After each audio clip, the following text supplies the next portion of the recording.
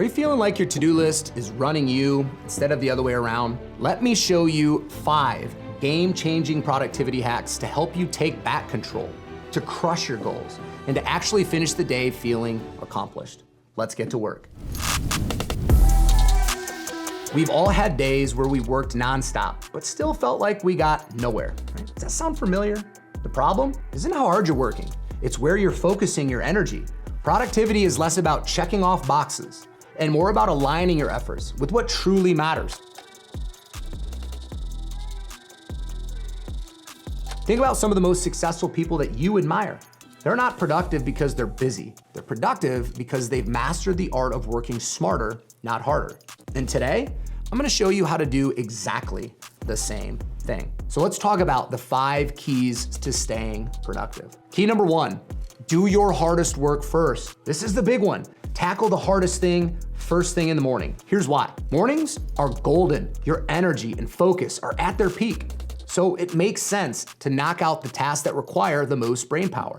So here's an example. If you're an insurance professional, maybe this means tackling your prospecting first thing, making those calls, reaching out to leads, doing the work that actually drives revenue. I know, it's tempting to check emails or shuffle papers, but that's procrastination disguised as productivity. So here's an action step.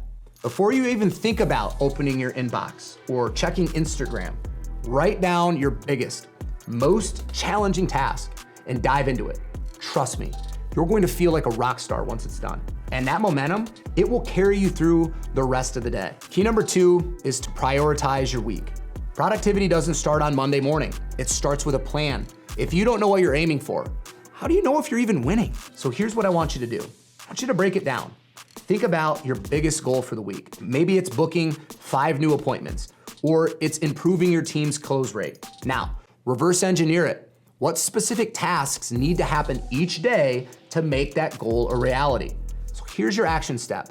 Set aside just 15 minutes every Sunday to map out your week. Write down your top goal, break it into smaller tasks, and assign each task to a specific day. This way, you wake up every morning knowing exactly what it is you have to tackle. Key number 3 is to focus on the 80-20 rule. Not all tasks are created equal. The 80-20 rule says 80% of your results come from 20% of your activities. The translation, you're probably wasting time on low impact tasks. Here's an example. For insurance agents or salespeople, this might mean focusing on your highest value customers or your best lead sources instead of just chasing every opportunity that falls in your lap or that comes your way. So here is your action step. Take inventory of how you're actually spending your time.